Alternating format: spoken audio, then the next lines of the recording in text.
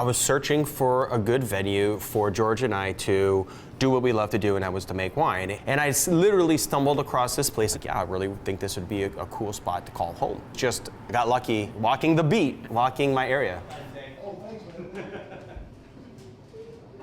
Everyone knows it's a gamble to open anything to do with food or beverage, but the landlord, did he feel like he was taking a gamble on you? I used him and his knowledge to kind of give me some fundamental understanding of how my business was developing. I had a core idea of what I wanted to do. And my thought was, I don't want to be a restaurant. I want to be a winery. Restaurants, 1 to 3 years. Wineries, 30 years, 25, 30 years. How do I create the longevity? Yeah. So I focused on the taste, learn, create concept. You created an environment, an experience where the customers are transported out of the urban environment and bring in right into where the enology and the science of wine is created. And that was where we started. We started with how can we share the mystery of the winemaking process. Yeah. And that's how it all started. Coming from a financial planner background, which is usually about like actually go through this list of 100 things before you jump, when do people know when to do something like that? Because this is anything but certain. There is some gut feeling, but that gut is like in a knot. Yeah. You just got to be able to deal with how that knot feels, and you know that knot isn't always going to be there because you got to have some faith. You got to be able to, follow your passion. So you don't know. Those are the unknowns, the uncertainties of it, and does keep you up at night. The word agape, which is the one that you're drinking now.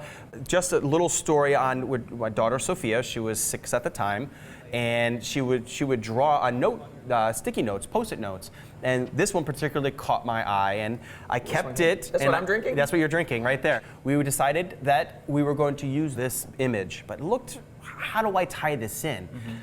And like I said, I looked up Genesis 9:6, and it says, when the rainbow was in the clouds, I will see it and remember the everlasting covenant between God and every living creature. And that was agape. And agape means unconditional love.